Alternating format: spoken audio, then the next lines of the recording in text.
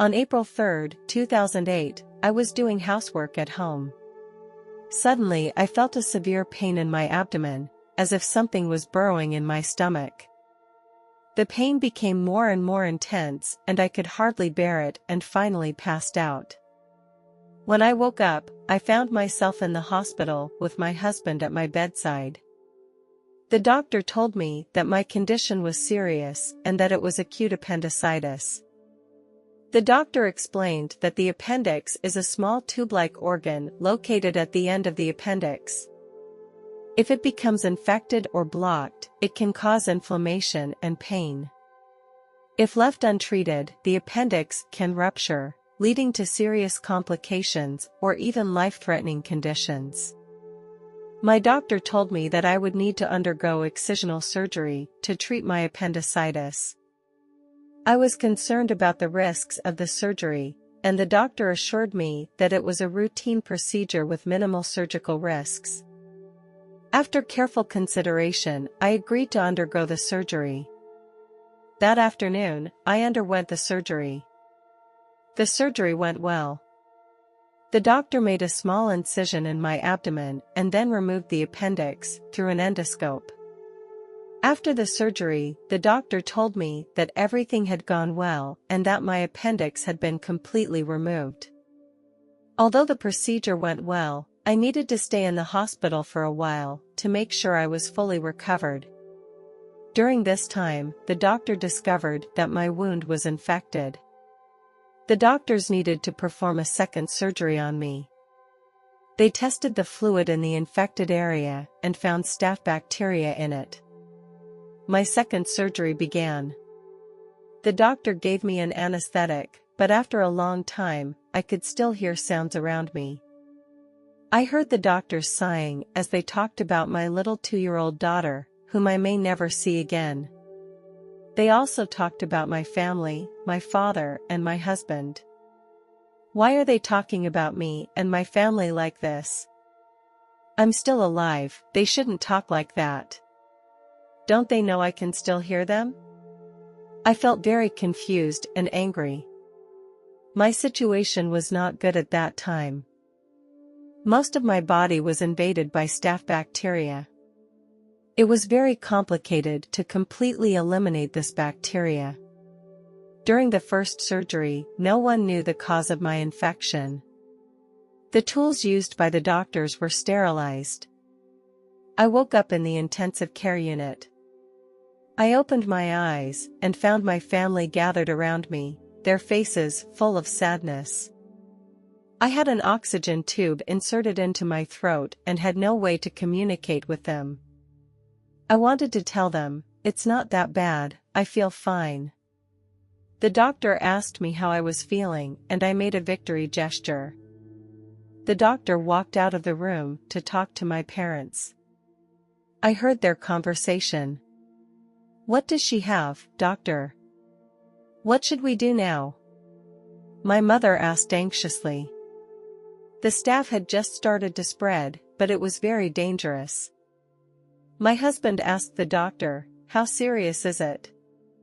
The doctor replied in the affirmative, "Very serious." The doctor says I may now have brain damage. We are considering some kind of antibiotic to treat the bacteria in her body. We have two options to give her antibiotics, but there are also risks associated with this approach. If we drop the treatment, you will lose her in a few days. My parents and husband went home sad. Because there was no extra bed for them in the hospital. My throat felt very sore. I wanted to tell the nurse next to me, but I had no way to speak. I asked the nurse to give me a pen and a piece of paper.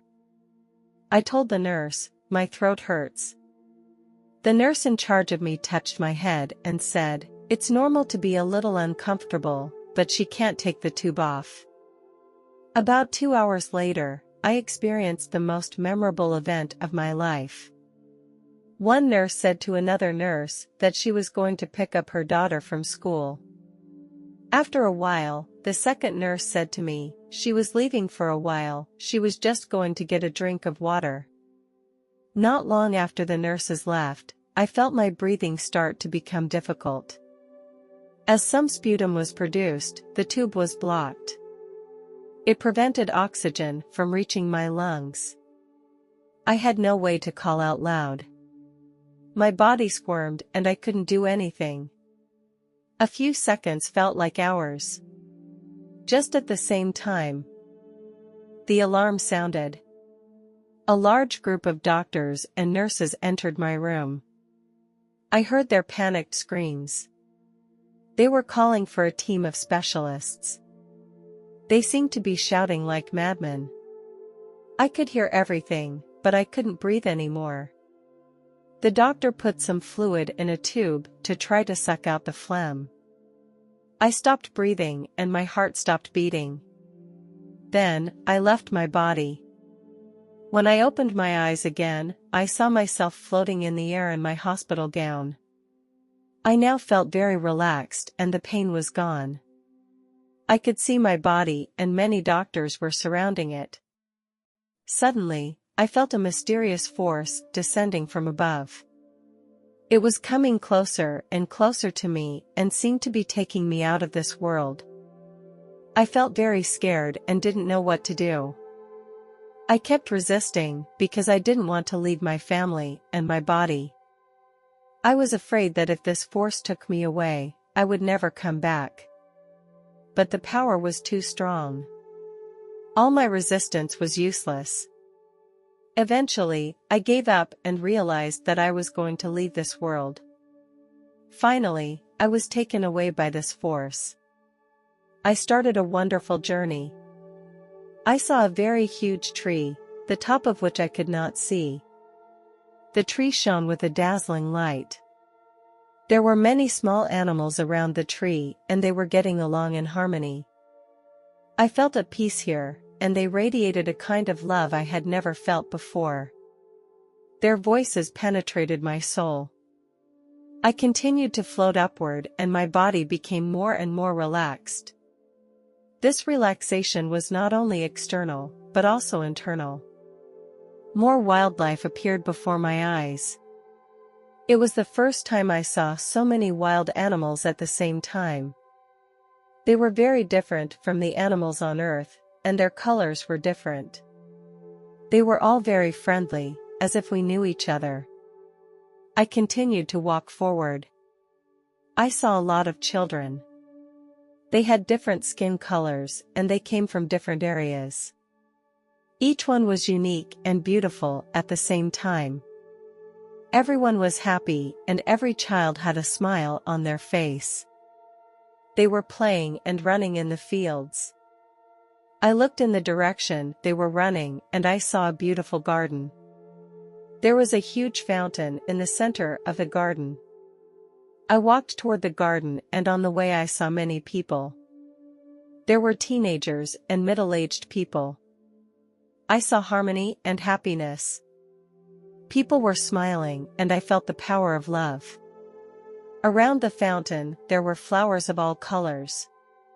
People were sitting around, talking and smiling with each other. It was as if they were communicating with their consciousness. Some people were reading books in the garden. Here, I did not feel uncomfortable or hurt in any way. I suddenly thought of my parents and husband. I knew they were suffering now. I stopped worrying when I thought that they would also come here later. I continued on a little further and I could see a large group of old people. The old people were smiling and all looked very energetic. They were walking in a garden full of flowers with a beautiful river next to them. Suddenly, I saw a light in the distance. Could this be my final destination?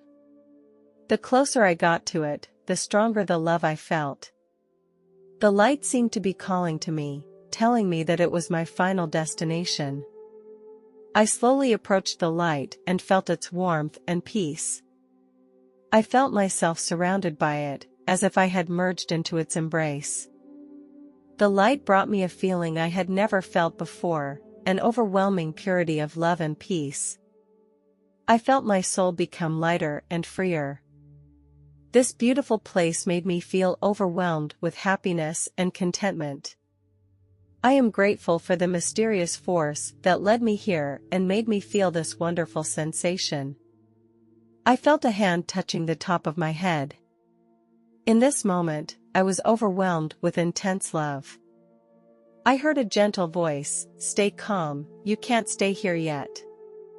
I had a lot of questions I wanted to ask, but in this moment, I started my journey home. I thought, am I only going back in this rough way? The experience was so beautiful. I saw myself in a hospital bed and the doctors were resuscitating me. I knew that this mysterious force was still with me, and it made me feel a love and peace like I had never felt before. But I didn't want to go back into my body yet. Suddenly, the voice sounded again, this time more clearly and firmly. He told me, "I have too much to do, too many people need me." I realized that I could not just leave this world. That my mission was not yet complete.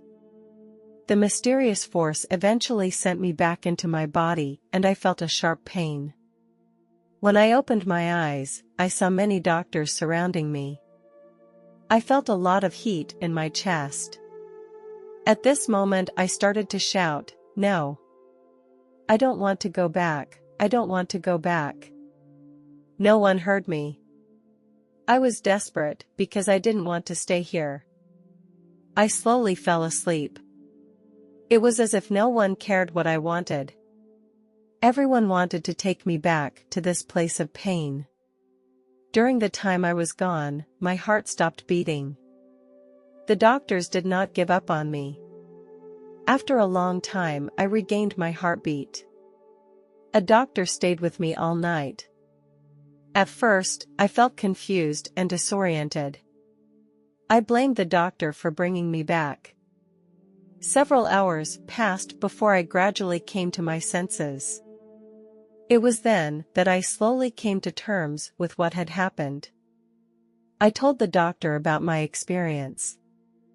After the doctor heard my story, he was silent for a while.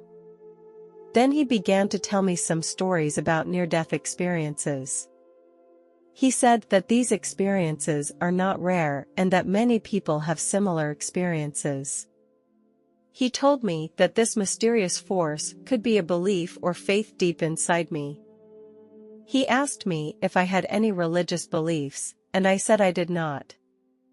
I began to wonder if I should seek a faith to help me understand this experience. The doctor told me that faith can help people be stronger in the face of death and hardship. After hearing the doctor's words, I felt much more relaxed. I returned home with very mixed emotions. On the one hand, I was thankful that I was able to return home and see my husband and family. On the other hand, I was confused because I could not explain the scenes I had experienced. I tried to tell my husband about the light I had seen and the power I had felt, but he did not believe me. He hugged me and reassured me, "Honey, it was probably just a hallucination you had during the surgery, don't worry too much about it." I understood him very well. After all, it was a very strange and unexplainable experience. I sat on my bed and thought back to that experience over and over again. I remembered clearly the voice telling me that I still had a lot to do and that there were many people who needed me. I began to think about the meaning and purpose of that voice and tried to gain some insight from it. Even though my husband didn't believe me, I didn't have the slightest doubt about the authenticity of the experience. I knew it was a real experience that I was experiencing, not a hallucination or a side effect from a drug. I am convinced that this experience will have a profound impact on my life for years to come. I feel grateful to be alive and to have the opportunity to do something important. I think I should cherish this opportunity and try to live a meaningful life. When I was a little kid, my father always took me to the baseball field. He and his teammates were sweating on the field and enjoying the sport to the fullest. I loved baseball too, and I was eager to learn the sport from my father. However, as I slowly grew up, my interests began to change. When I saw a soccer game, I was fascinated by the fast running and passing on the field. I immediately fell in love with the sport, and I wanted to be a good soccer player. I talked to my father about the idea, but he didn't seem too happy about it. "Don't you like baseball anymore?" he asked. "I like baseball, but I want to be a soccer player more," I replied. My father seemed a little disappointed, but he respected my decision and supported me to pursue my dream. He often took me to soccer games and bought me the equipment and shoes I needed. This experience of mine happened in May of 2003. My classmates and I were attending a friendly soccer match. The weather was great and my teammates and I were in great shape. The game was very intense that day. During a ball grab, I was standing in my own half of the field and my teammates were preparing to pass the ball to me. The ball was flying high and I had to jump up to catch it. However, one of the opponent's players was also jumping up to compete for the ball. He was much taller than me. In the process of jumping, he hit my temple with his elbow. I felt a strong shock. Instantly, I felt as if I had fallen out of the sky and my body was completely out of control. My brain seemed to stop working instantly.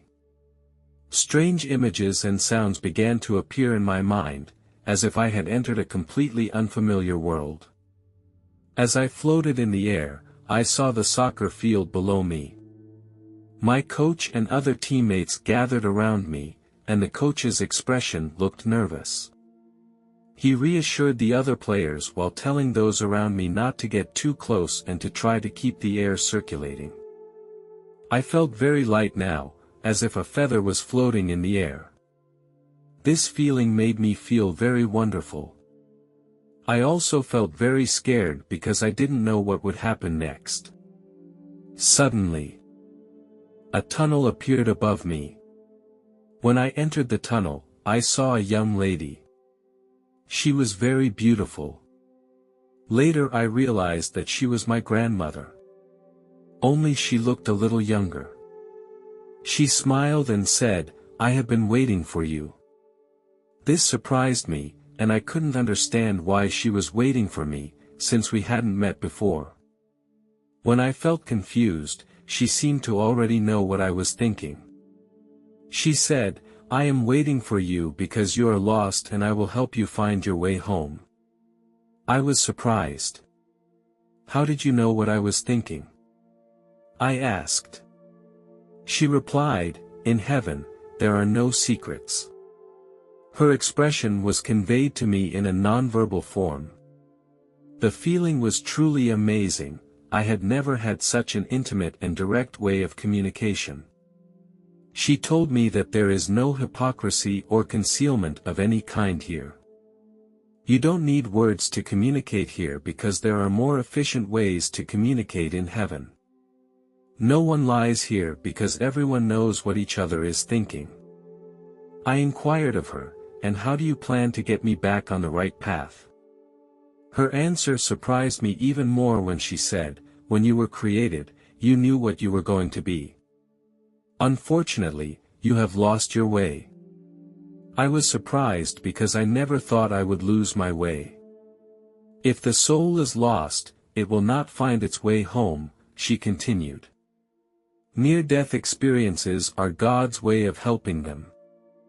I was even more confused when I heard this statement, and I didn't understand if it meant I was about to die. She seemed to sense my unease and she reassured me, "Don't worry, my child, this is just a wake-up call. You must gain strength from it and find your way again. Some souls will choose to stay in heaven and give up their life on earth for a while. And some souls will choose to return to earth to continue their lives and return to their families." She explained that God loves all His children. He wants them all to fulfill their mission. He won't judge them if they don't succeed the first time. He will keep giving them chances until they have fulfilled their mission. I asked her. But I don't know now what kind of person I should be. And what do I need to do next? I was a little surprised and disturbed when she told me that I had to talk to my father. I asked her, does this mean I have to talk to God? He should be very busy, right? She led me to a huge staircase. I didn't see God, but I could hear his voice. He called out my name and then welcomed me by name. I was amazed because it was the first time I had ever heard God's voice. His voice was so warm and comforting that it made me feel very relaxed. He told me that he was always watching over me. I felt very shocked inside because I never thought I would be watched by God. I immediately felt very small and God was so great. God said, "Do you remember what you asked me to discuss before?" I couldn't answer him because I didn't remember ever talking to him. God gently put his finger on my forehead, and then I began to remember what had happened before. I used to have a dream to become a professional soccer player. I spent a lot of time and energy chasing that dream, but ultimately failed. When I came back here, I realized it wasn't what I really wanted. I wanted to be a lawyer with integrity and provide legal assistance to those who could not afford to defend themselves.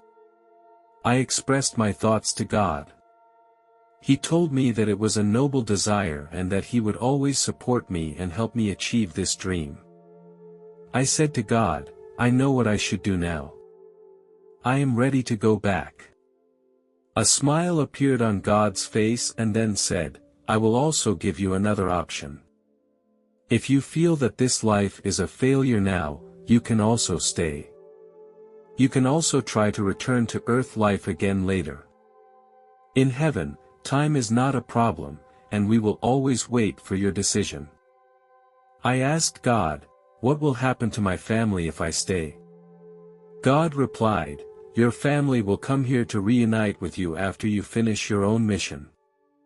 But God also reminded me that if you stay here, your mother will be very sad. Hearing these words made me feel conflicted. I like the feeling of being here. But I also don't want to make my mother sad. God said that he would support me no matter what I choose. I decided to go back to Earth and be with my family. Before I left, God told me that he would always be watching me wherever I went. He also reminded me that love exists within everyone and that I can feel it all the time if I want to. When you finish your mission, there will be a place for you in heaven. The lady next to me asked me if I was ready to go back. I nodded and replied, yes, I am ready. She said to me, after you go back, say hello to your mother for me and tell her that I love her. I asked her in surprise, how do you know my mother? She didn't answer my question, she just said, you will get the answer after you tell your mother about it.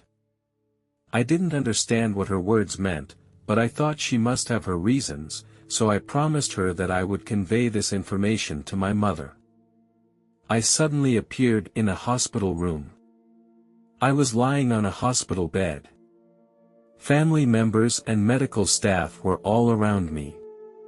Looking at my own body, I did not feel fear. I felt very calm. Suddenly, I felt myself being pulled back into the real world. I heard the sound of someone talking around me. When I opened my eyes, I saw my mother. My mother had been crying. She saw me open my eyes and hugged me excitedly. What was happening here? I asked the paramedics around me. It's okay, you're going to be fine. You have a mild concussion. I told my mother that I had met a lady in heaven. She told me to say hello to you. Mother's eyes were filled with surprise and confusion. She asked me who the lady was and I told her I didn't know. This confused the mother even more. The nurses around me were also looking at me, and they obviously thought I was lying. I realized that it was probably not a good idea for me to tell anyone else about my experience in heaven. When I got home, my mother was eager to know more details about the lady, and she asked me to describe her appearance and characteristics. As I described it, my mother gave a surprised look. Finally, my mother went into the storage room, as if she was looking for something. I asked her what she was doing. She didn't answer me. About half an hour later, she held a picture in her hand. My mother asked me if this was her. I took the picture and saw that it was the same lady I had met. Her smile and appearance were exactly the same as I remembered. I was surprised and asked my mother, "Who is this?" My mother choked up and said, "She is your grandmother." My mother explained that my grandmother had passed away 8 years before I was born. She was a very kind and benevolent person who spent all her energy on her family. I realized that I had met the grandmother I had never met. She gave me guidance and comfort. This experience made me believe that deceased loved ones are somehow interconnected with us. While in college, I chose to major in law. I completed my studies with honors. I was also actively involved in various charity activities on campus, hoping to make my contribution to society. This is what I always wanted to do. After graduation, I joined a charity organization and became a volunteer. I use my free time to provide free legal assistance to those in need. I always believe that the law should be fair and everyone should be treated justly. I receive emails from many people every day. I will answer each email carefully and do my best to help them solve their problems. In the process, I feel that life is very fulfilling. I knew I was doing something worthwhile. I did not forget my commitment to God. When I got married, my wife was also very understanding and supportive of my work. We have a lovely son. I will play soccer with him often. Although I didn't become a soccer player, I got fun and relaxation from it. My family life is full of love and happiness. This is my story. I believe that if we strive to pursue our ambitions, we can have a full and meaningful life.